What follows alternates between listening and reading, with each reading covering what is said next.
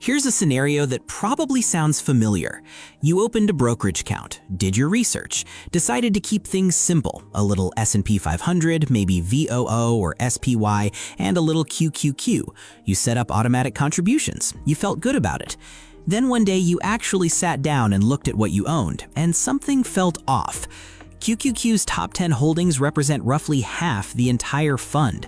Apple, Microsoft, Nvidia, Amazon, Meta, Alphabet. Now look at SPY's top 10, nearly the same list. The Magnificent Seven now account for approximately 34% of the entire S&P 500.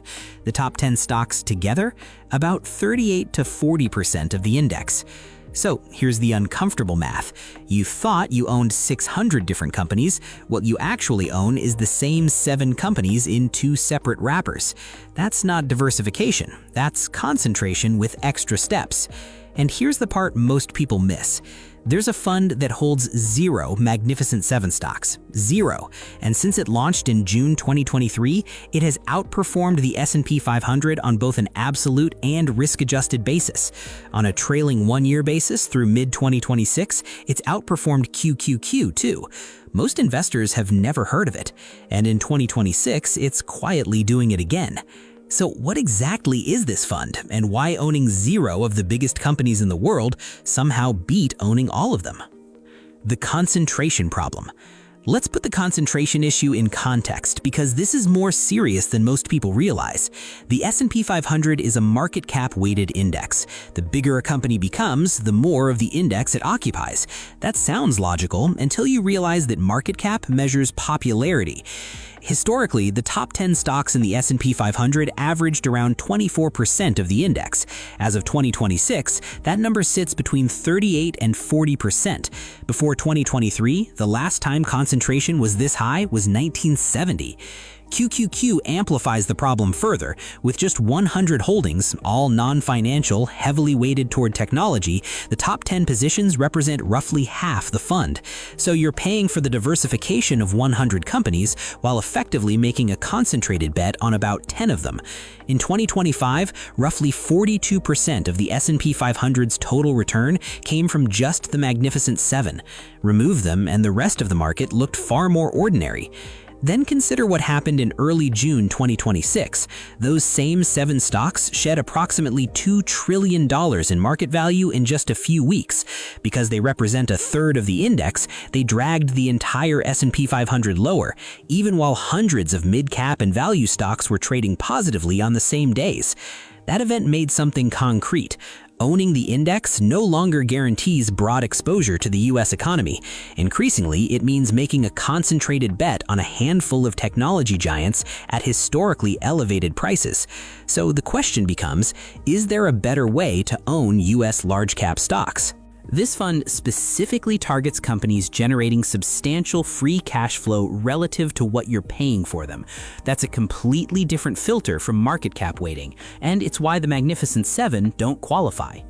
Introducing VFLO, the Victory Shares Free Cash Flow ETF, ticker VFLO, launched on June 21, 2023. It trades on NASDAQ and tracks the Victory US Large Cap Free Cash Flow Index.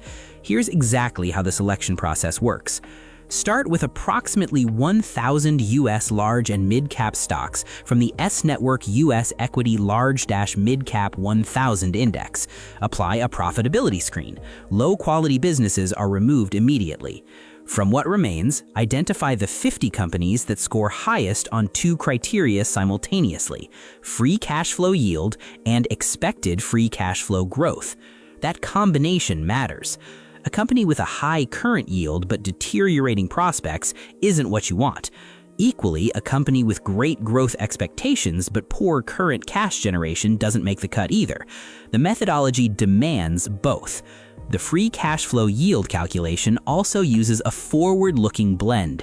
It averages the trailing 12 months of real cash flow with the next 12 months of projected cash flow, then divides by enterprise value.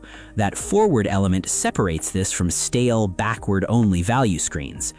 The portfolio is weighted by modified free cash flow yield, not market cap, and it rebalances quarterly, so the fund continuously reflects current conditions rather than last year's landscape. As of mid-2026, top holdings include names like Accenture, Adobe, Salesforce, Cigna, Expedia, and Omnicom. No mega-cap technology.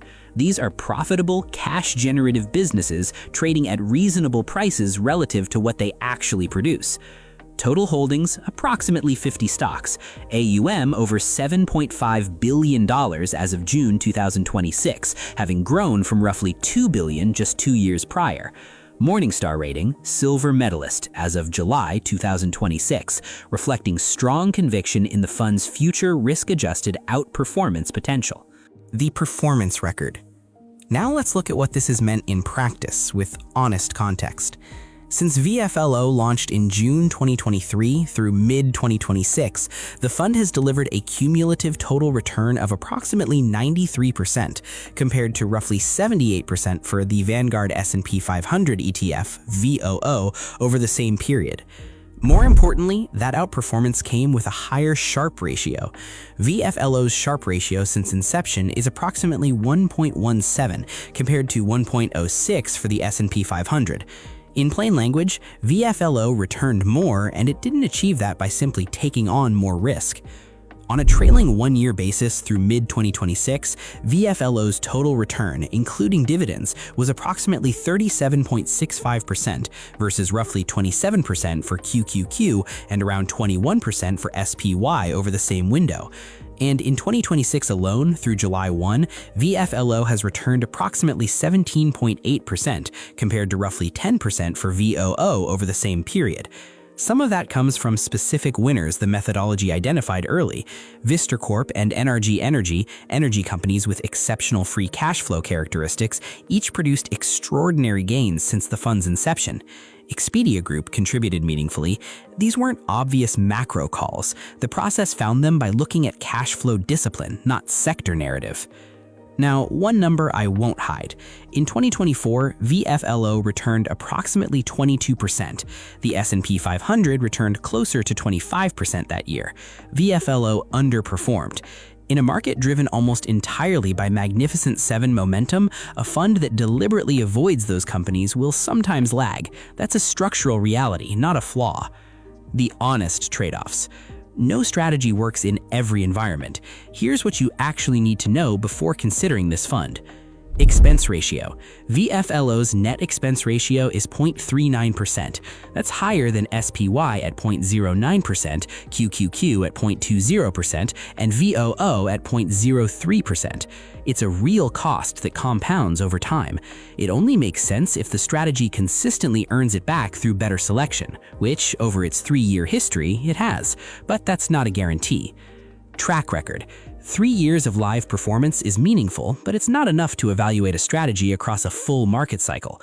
We don't know how VFLO performs through a genuine credit crisis, a prolonged bear market, or a decade-long period where free cash flow as a factor falls out of favor, as every factor eventually does. Portfolio turnover.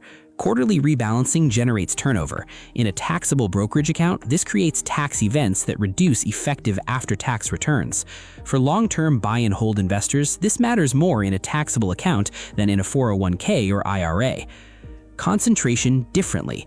VFLO holds 50 stocks, not 500. It's more concentrated than the S&P 500, just along a different dimension. If the quality and cash flow factors underperform for an extended period, VFLO will lag meaningfully.